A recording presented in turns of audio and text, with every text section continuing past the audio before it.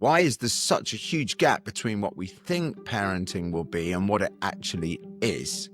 What are the jobs of mums and dads now? For a child to have a bond with both parents is, again, like incredibly enriching. Leaving aside the data on cognitive development, emotional development, school attainment, that's all there. What's a dad now he's no longer just a provider? What's a mum now that she often is? So what our system does is create a set of pressures that say it's the mother who ends up learning how to do everything, right? Why, when we think having children will bring us closer together, does it so often push us apart? It's too exhausting and too expensive to be a parent, and we need to make it less exhausting and less expensive. What am I supposed to teach or model for my children when I have no idea what the world is going to look like in 5 years' time? We have a little bit of a vacuum as to what the new male role is, and what we're seeing, I think, is that's being filled a little bit by, well, filled in a really worrying way. Why did my parents have so much conviction about these things and I have absolutely none?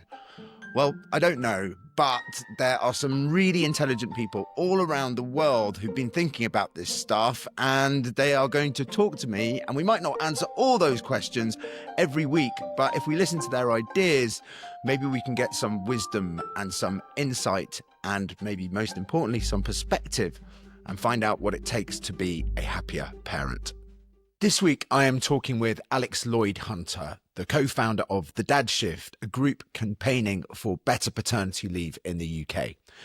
As you would expect, Alex is incredibly eloquent around the massive problems which the current system causes new families.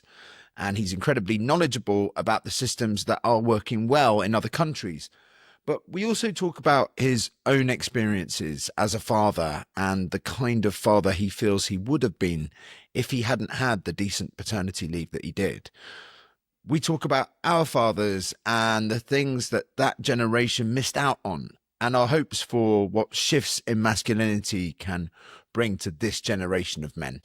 If you don't know what the Dadshift is, Alex, can you just explain it to us? Sure. And yeah, nice to be with you.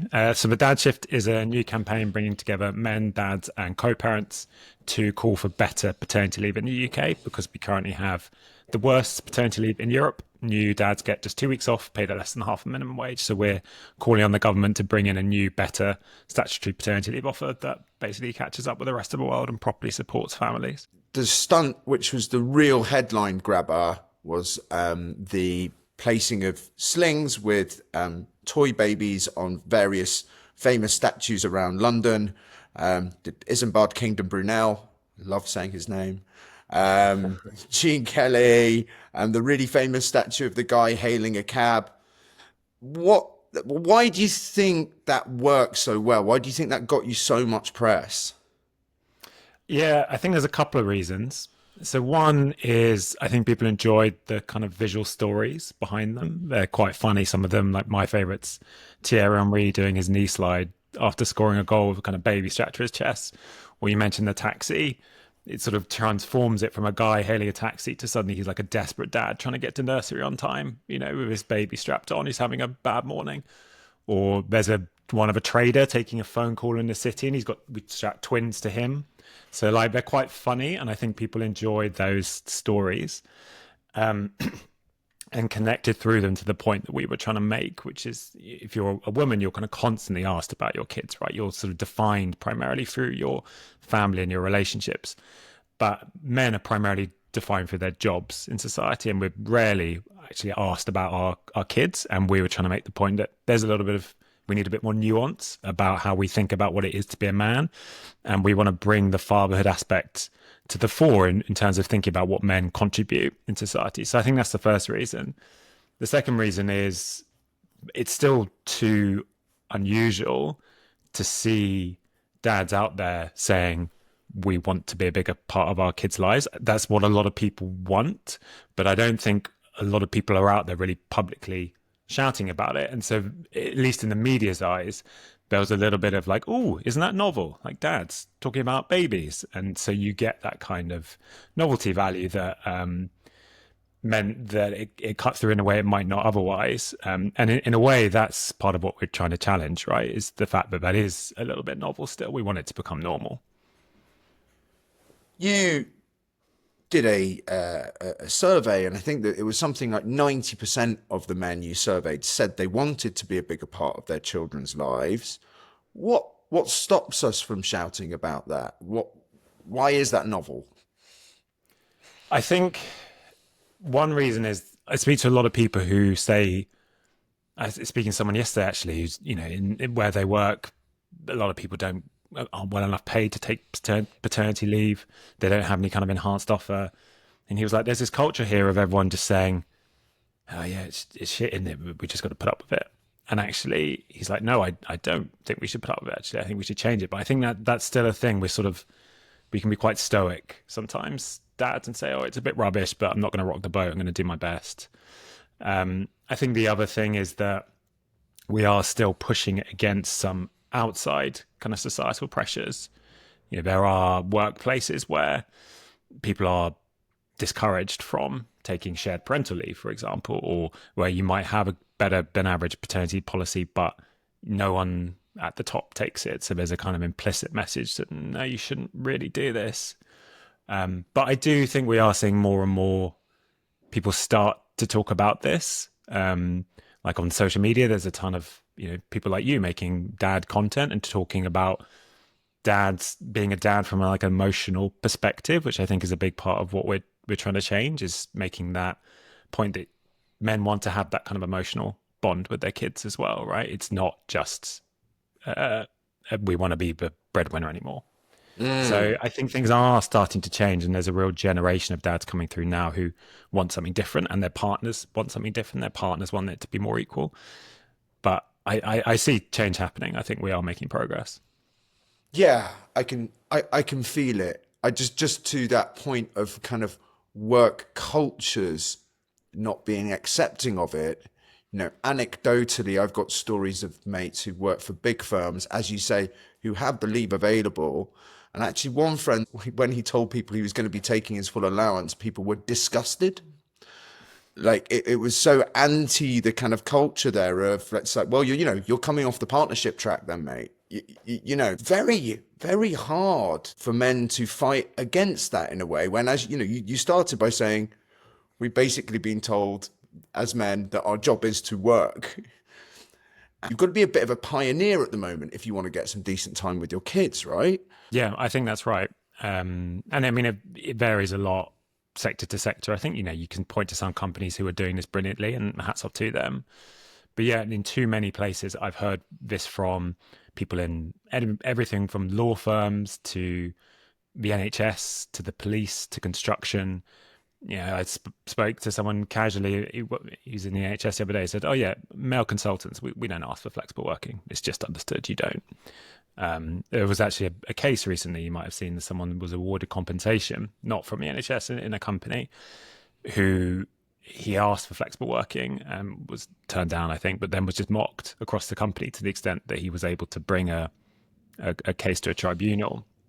So I think there is still that idea. It's not really what you should want as a man, but that's actually what a lot of men increasingly do want. And we are in this space around male identity where the old roles of male breadwinner, female homemaker have broken down.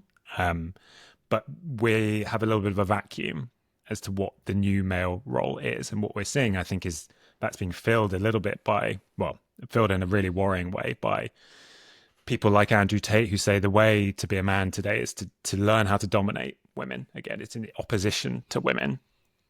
And actually, part of what we want to do here and what we think society needs to be doing is promoting the idea that part of being a pro-social, happy man in the modern world is in coalition with women. It's through fatherhood. It's through being recognized and valued in the role that you play. It's through being better able to build bonds within your family and not get into the dynamic that a lot of fathers of previous generations, and I think still too many fathers, find themselves as almost like an outsider in the family. The mother and the children bonded, but the father he wasn't quite involved. He's always slightly peripheral. And that's very much an experience I can, relate to from my own childhood. And I've spoken to tons of men from that generation, but equally men today who've had that experience themselves. Yeah, I mean, I'm exactly that. I saw my dad at the weekends, Right. for until I was about 12. And when I had my kids, and I'm very, very lucky with the amount of, I'm self-employed, but I've always worked with small children. So I've had a huge amount of time with my kids because I do a job that is normally done by women. So they're sort of engineered around kind of childcare hours.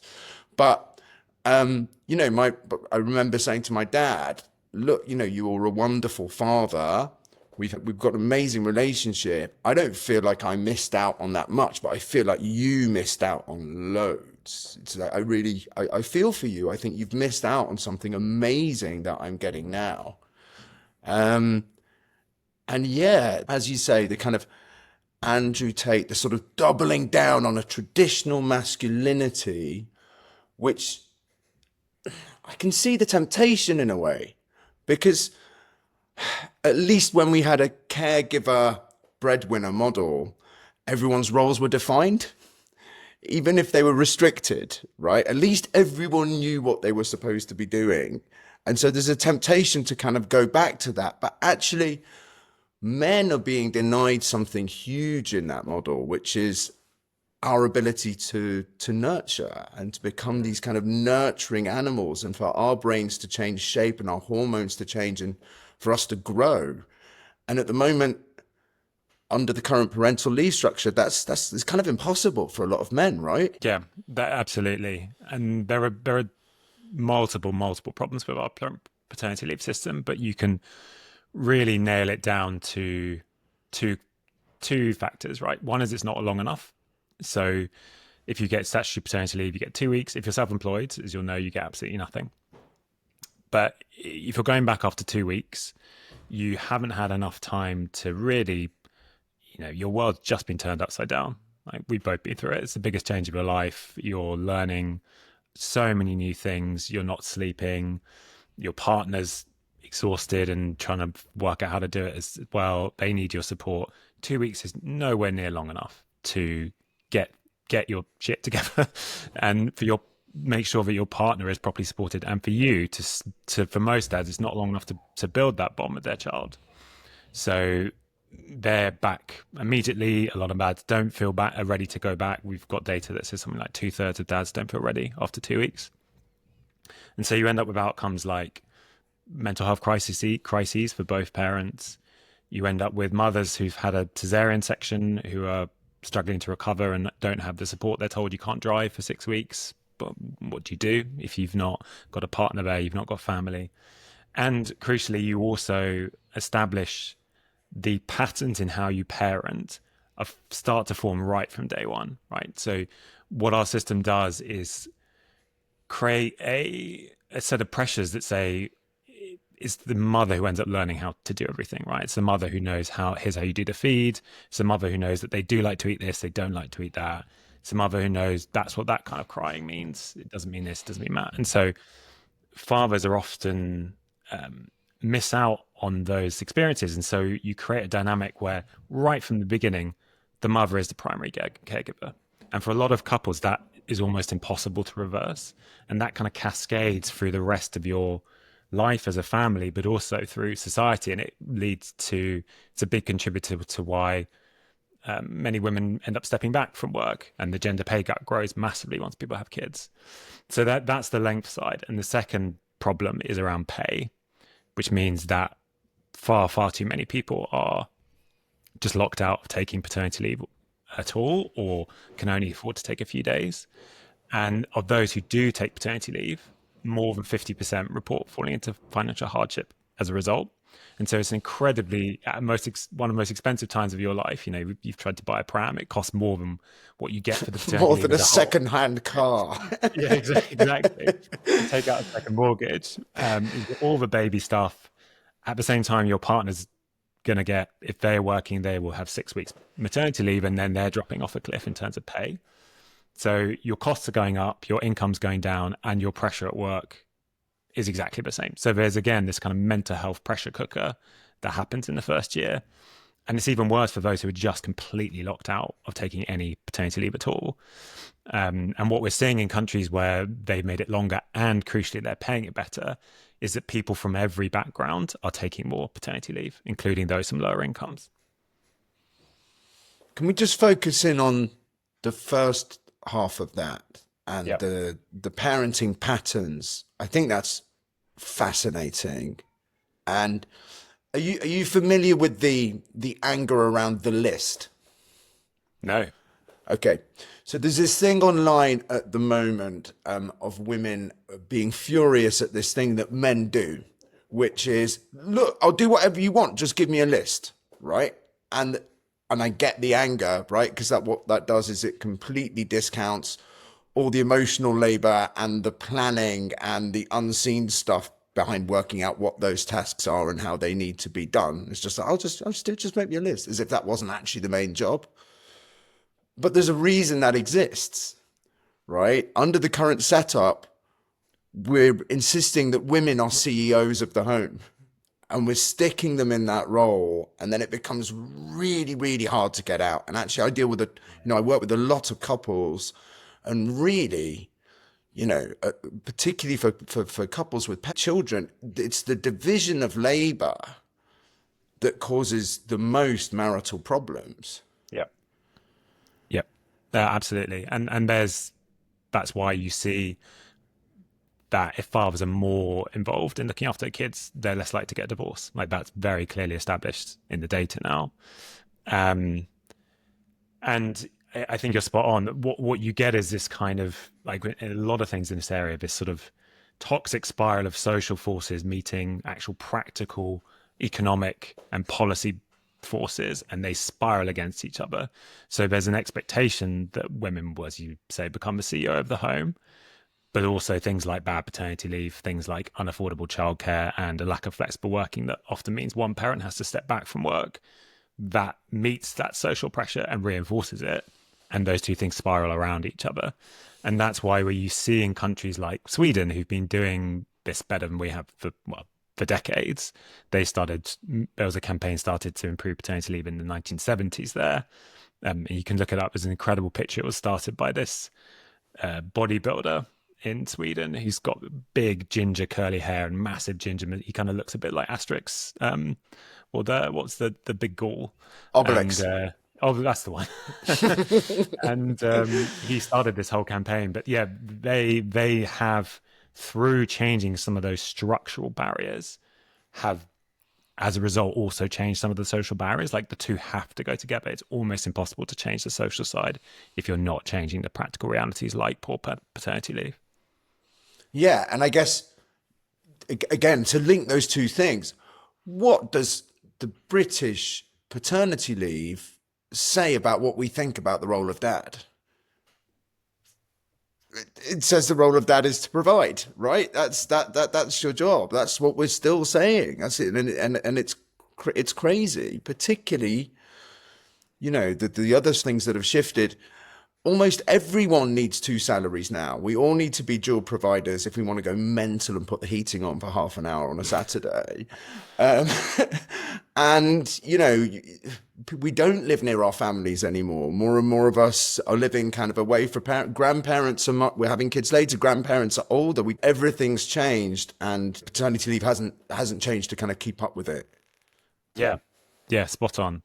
And like, one way of thinking about this from an economic perspective is, we have, over the last few decades, women have become much more economically liberated. That's a really good thing. That means far more women can work and have careers. And so more women are now in the workforce. So if you take a average couple 50 years ago, you would have had sort of 5 working days a week between them, right? Now you might have, with kids, might have 8 to 10 working days between that couple. And that's really good for the economy. Like, that drives economic growth. There's research showing that if we change things like paternity leave and further reduce the gap in employment between men and women, it would create something like £23 billion of productivity for the economy. But as the amount that couples are working has increased, the amount of support to make it possible for them to juggle that work alongside being parents and looking after their kids has not increased. So you're expected to work more, but also parent. But childcare is extortionately expensive. In my area, if you wanted a full-time childcare place, it would cost 20 grand a year, 25 grand a year, I think. And Yeah, that's even more than more an in average. London. Yeah, Yeah, I think in exactly. more in London. In London, it's over the median salary Right. actually for a year. Yeah. Um, so yeah, I think we haven't recognized it at a structural level how people's interactions between parenting and work have changed, and our system hasn't caught up to give parents the support they need. Like there's a phrase that one of the MPs who's backing our campaign has used, which I think is spot on, which is in the UK, it's too exhausting and too expensive to be a parent, and we need to make it less exhausting and less expensive. Talk to me about the MPs. So this is the other eye-catching, a brilliant shot of all the MPs who you'd managed to get to listen to you in a room together. It was so exciting to see. It was like, oh my, they're doing it. They're doing it. They're making something happen. It really made my morning. Who are you talking to? What are you saying to them? What's the goal here? Talk to me about the politics. We're talking to about 40 Labour MPs are backing the campaign at the moment. Have you got anyone from the other side of the house? From the Conservatives, Yeah. no, we don't. And I mean, they did very little on parental leave as a whole in their time. They obviously introduced shared parental leave, which is coming up to its 10th anniversary. That really hasn't worked as a policy. Less than 2% of fathers actually take it. It's far too expensive. People don't want to have to take leave away from their partner just to get some decent leave themselves. And it's far too complicated. So that Yeah, and hasn't worked. if I got this right, actually, it didn't take off in Sweden until they earmarked it, right? And they were like, "This is yours and yours alone, and if you don't take it as a man, you lose it." That's right. Yeah, all the systems that have worked, you have ring fence leave for fathers. That's crucial. And in Sweden, because they have a really good system, you now have a combination of ring fence and shared leave. But the foundation is both parents get a good amount of ring fence leave.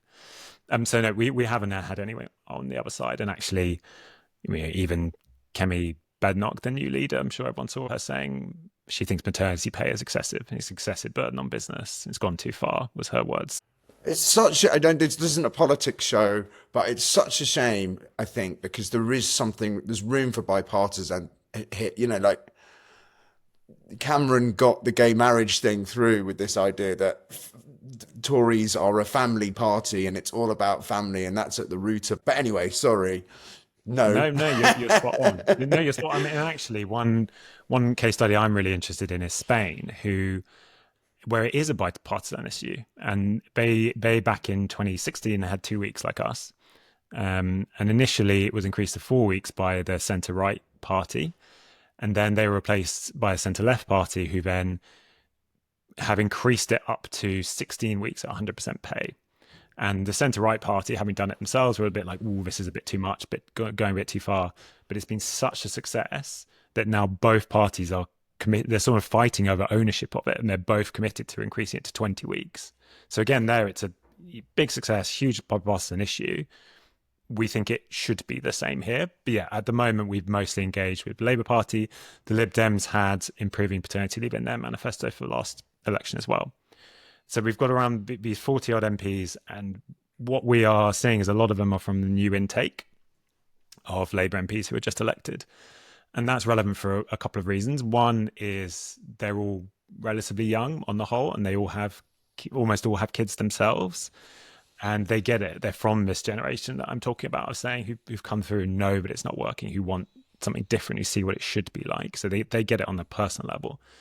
But also a lot of them represent marginal constituencies, and they are hearing from men in their constituencies that this is something that they want. They're hearing about their financial struggles. They see the inequality problems that are created around our current parental leave system. So yeah, there's a huge enthusiasm of support in Parliament. They organised the Westminster Hall debate, which was brilliant, so well attended that they put a time limit on people, 2 minutes, and they knocked it down to 1 minute, and then they still ran out of time to speak. And we know that as a result, it's registered on the government's radar that there is a new energy around this in Parliament. So yeah, the MPs are being What does really. that feel like to you, who co-founded this movement, when you see something like that happening? Go on, crow a bit. It's great. I mean, we're not counting any chickens. Definitely not counting any chickens.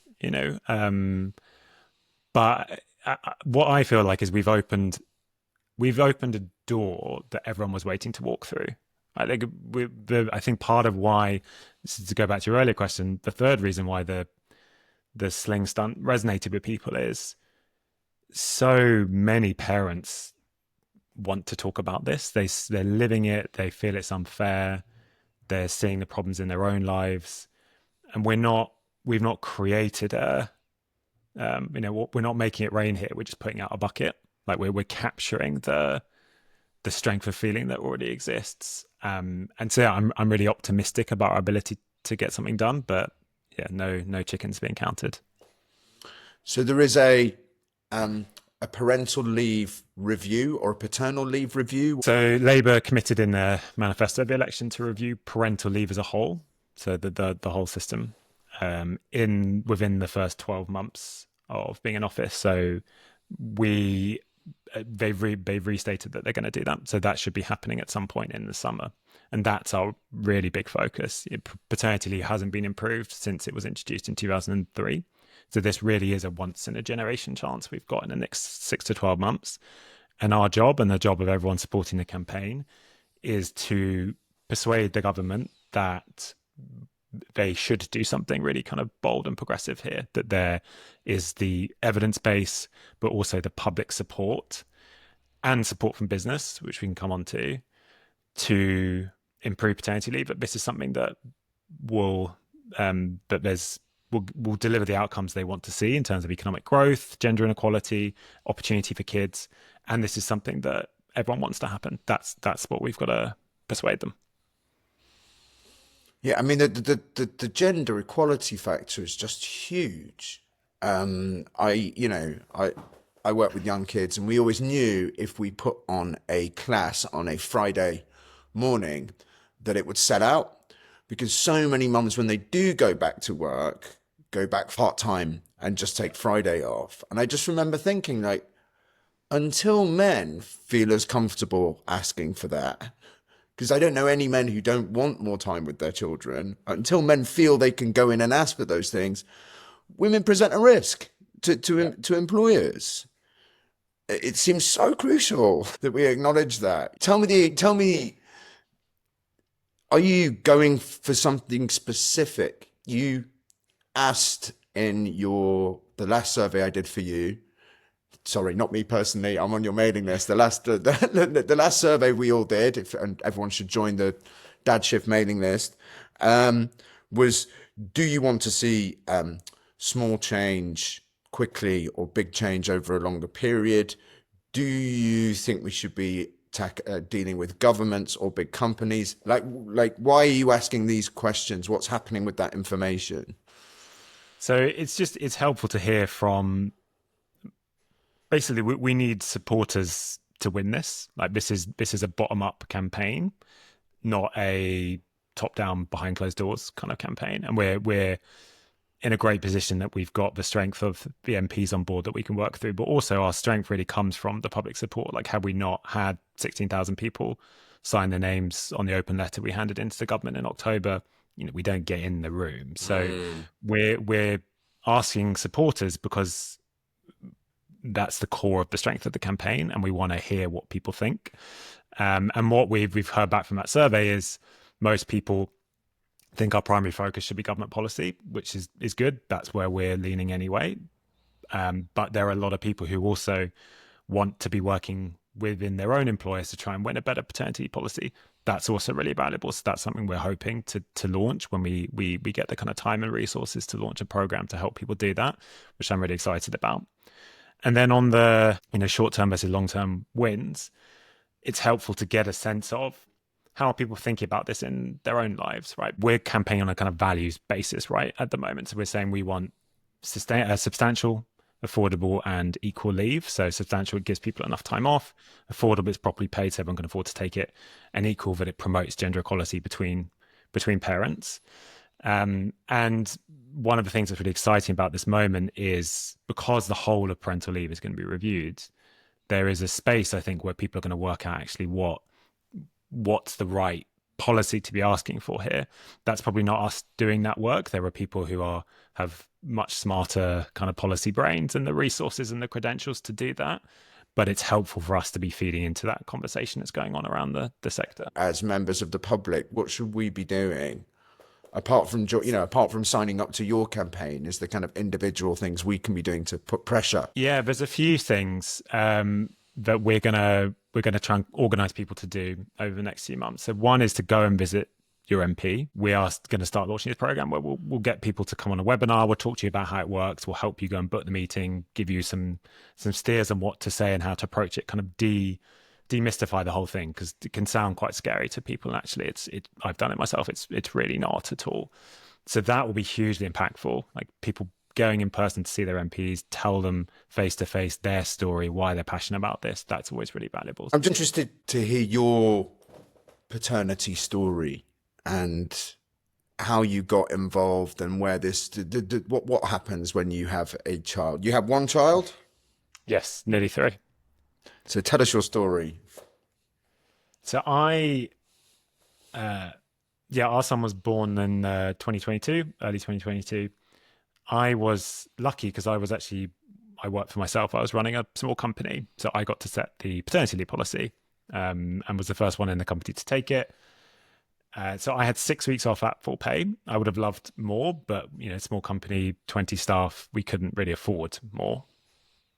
And I don't think this is everyone's experience, but for me, those were, I think, genuinely the best 6 weeks of my life. And it wasn't like it was particularly easy. Our son really struggled with feeding. He had a tongue tie, so he was losing a lot of weight. So we had to go in for these sort of endless appointments with the midwives who were really brilliant.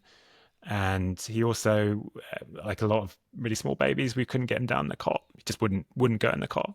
So we did shifts 24 hours a day. He'd be on one of us sleeping all times. And I just remember I did the night shift 1 to 8 a.m. was my big window.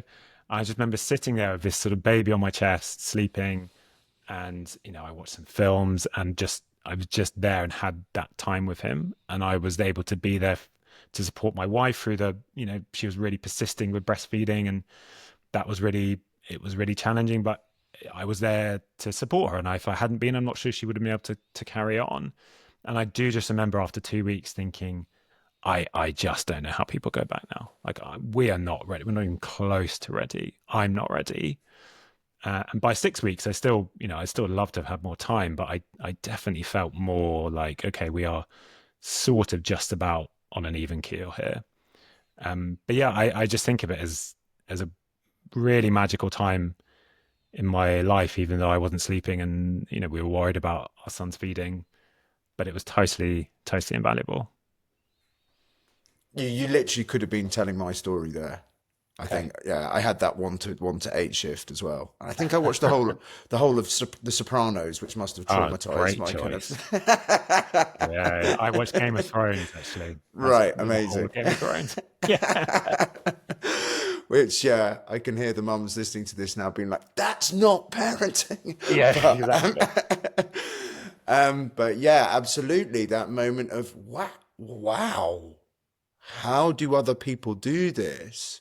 But that's amazing that you've come to this not as someone who didn't get anywhere near enough, but someone who did get something amazing and appreciated it, and now it's like everyone needs that. Who are the Dadshift? How many are there of you? Do you have a story in common, or? But we're a slightly sort of we're all volunteers at the moment, so it's a slightly ragtag group of people. For everyone from people chipping in a couple of hours a week around what they can do to I was doing a little bit more, but yeah, we're all working on this around day jobs and kids, and we have a very different range of experiences. So I was lucky I got a decent paternity leave.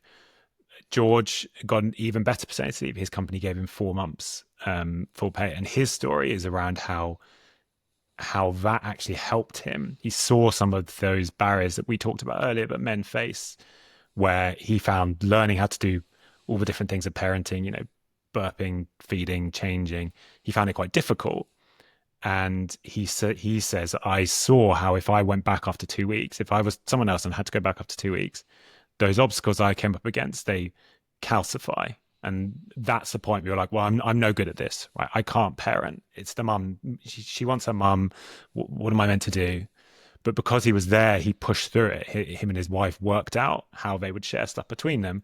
And he now he's really actively involved parent. He has a really good bond with his child. So he similarly came from a good experience around this. On the flip side, we have Marvin, one of our other co-founders, who's also runs a really cool organization called Dope Black Dads. And he was self-employed, was offered 2 weeks unpaid by the company he was contracting for. And I think after some 6 or 7 working days, sat down with his partner and they had a conversation. He said, we cannot afford another day. You have to go back tomorrow. So he cut his paternity leave in half. And he says he was, devastated. He felt like he missed out. He felt like he couldn't support his be able to support his partner he wanted to be. So we've got a full range in the team, from amazing transformation experiences that we want everyone to have through to, I didn't get it and I still feel the consequences of that. Oh, yeah. I mean, that's, we as self-employed people, I think sometimes we become really used to this idea. It's like, well, if I don't work, I don't get paid. But actually, there are other countries in Europe where self-employed people do get paternity leave, right? Yeah. They get something. Yeah. And also self-employed people pay national insurance contributions, right? Which is yes, we do. Exactly. So, I still pay tax, all right? Exactly. I want something. Yeah, well, we absolutely think self-employed people should be part of any policy to improve paternity leave. But the same problems and needs apply to you whether you're self-employed or not. And for a lot of self-employed people, the same financial constraints apply. So it's not a good thing to leave out a big chunk of the population. It's not good for them. It's not good for their partners. It's definitely not good for their kids. So yeah, self-employed people absolutely need to be included in any improvements. Really interesting hearing you talk about George there, the co-founder, and talking about this idea of, actually, if I just stop go into this thing of, oh, actually, this is a mum thing. Mums know best. It comes to mums naturally. It's an instinct, which it's not. It's just because they're doing it more and more and more, so they get really good at it. I'm interested to hear from you, as someone who's obviously really conscious of these things, how that kind of journey to find equity in your home goes. Yeah, so I can relate to that. So I have, as a father, found that I love kids. I love, obviously, my kid. All fathers do, but I enjoy interacting with kids. I enjoy interacting with other people's kids. I like holding someone. A friend had a baby recently. Like, do you want to hold the baby? I was like, yes, I want to hold the baby. And if you'd told me that even 5 years ago, I would have been like, no, come on. I was always the guy who, I was convinced if I walked past a baby in the street, they would start crying. Like that, I was like, I can't do this. Children don't like me. And that was because I felt kind of a bit awkward around kids, or a bit unsure of what to do. And I think that's the case for a lot of men. And I think for me, it's pretty clear I didn't have that really modeled when I was young. I didn't know any fathers who were actively involved in looking after their kids. And I was definitely brought up at school with the kind of impression that, it's a bit weird to babies and dolls are for girls. And, that's not what men do.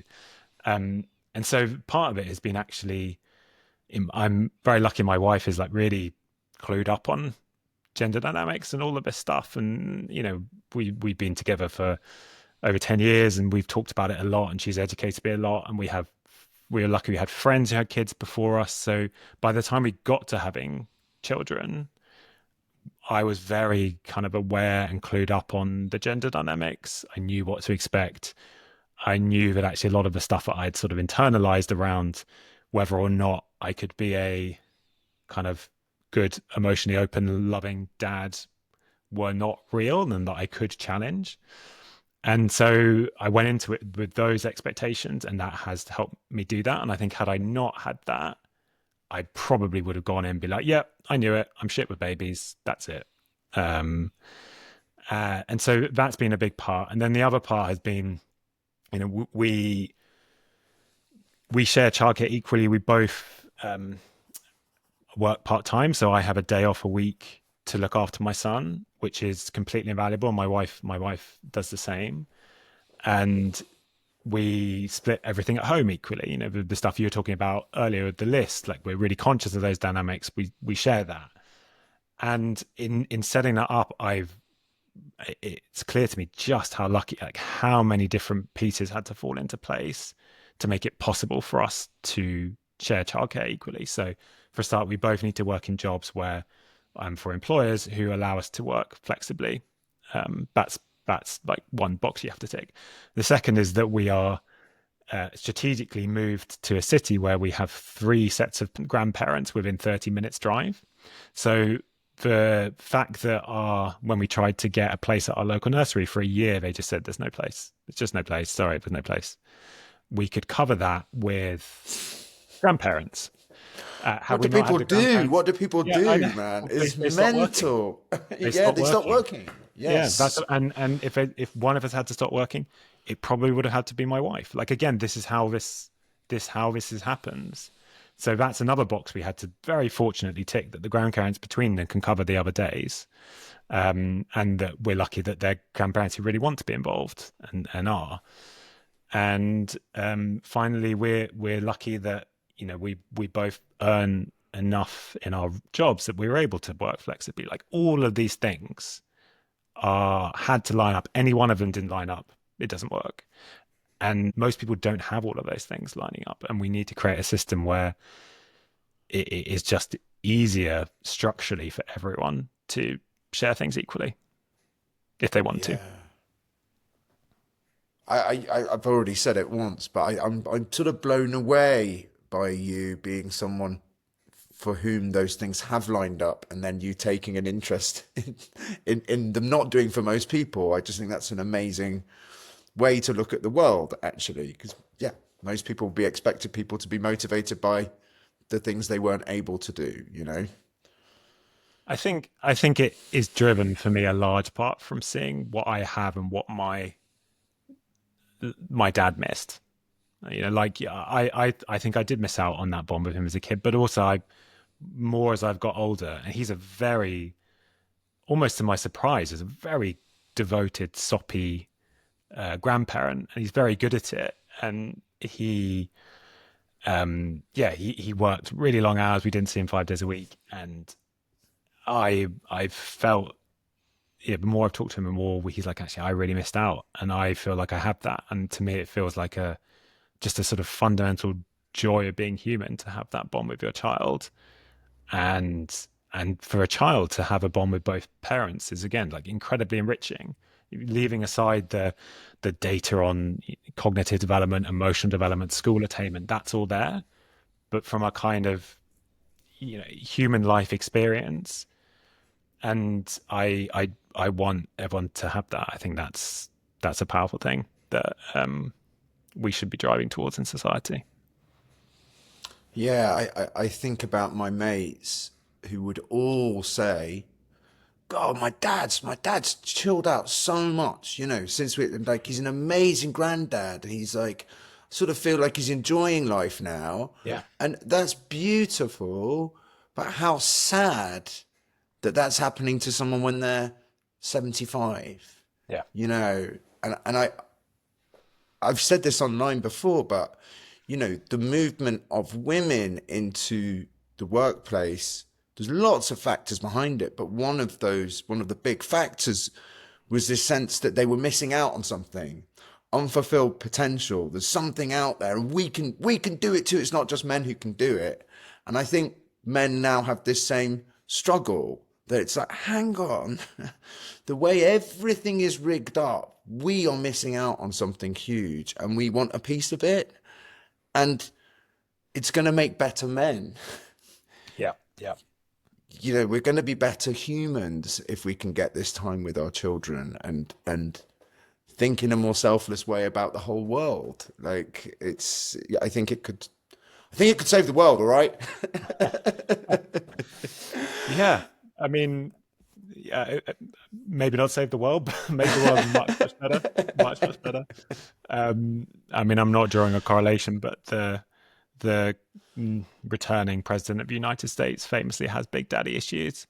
So, maybe there'll be fewer people like him around. Um, but yeah, I think that's totally right. And like to your point around, I've seen that too. Men of our parents' generation retire and they're almost a different person. It's suddenly the kind of stress of that provider role that they took without question. I've asked my dad about this one, and I've heard exactly the same thing actually from others of his generation.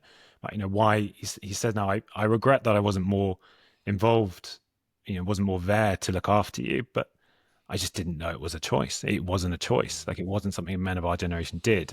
And actually, there is a stress that comes with being the sole provider in your family that in a way, is now being replaced with the stress of both parents needing to be providers in an incredibly expensive society. But I think that's part of why this is a positive change for men, is we sort of need to split that up a bit so that we're not just, our role isn't the family isn't just to bear the stress of providing without the emotional connection that you need with your kids. Yeah, and I also think, male suicide rates, males much more likely to be addicts. There's something around this idea of masculinity where, our self-esteem is based so much on our accomplishments, what we can earn, where we sit in a hierarchy, and we need access to self-worth, right? Which comes through emotional connection and learning to kind of be with people and and nurturing and giving in that way. And yeah, I think, that's such a huge shift for us to embrace as men. I want to, before you go, I try and ask all the guests about their perpetual arguments. The Gottmans, these amazing couples therapists, have this theory that we have the same row with our partners again and again and again, and we're never actually going to find an agreement on it. So I'm just wondering, mine with my wife is about mess. I'm really messy. She's not. I'm wondering what your one is. Yeah, we're probably quite similar. I think it's best as well, but the other way around, I'm like slightly more of a kind of tidy freak and get a bit angsty if things are not. And my wife is a much more kind of like her interior design style. She like lots of knickknacks around and little things like that. And if it was up to me, it would be a kind of like brutalist, minimal, Scandi space, just to feed into some stereotypes. So yeah, that's one that sometimes we wrap up against. So do you have a sense of how you approach that conflict when you're like, if I do it this way, there is a better chance of it going well? Yeah, I think it's always about, it's never a kind of jumping on something and saying, move that or tidy that away, right? It's about trying to make sure we've got basically like an agreed kind of framework around how we do this stuff. So like there's Eve Rodsky's book Fair Play, which we're big fans of, that kind of has that idea of like you agree who's going to be in charge of doing something, you agree kind of a way you're going to do it, and like who's going to be in charge of planning the thing as well. And so I think if you're kind of on the same page around, here's how we divide like tidying between us, and here's what we do and stuff, and then you kind of refer back to that, then it's less like you're jumping down someone's throat because they left a boot in the wrong place or something like that. Yeah. So I've got Eve Rodsky on the show. I'm really excited Amazing. about it. I've read the book. I've got the cards. We've not started using the cards yet.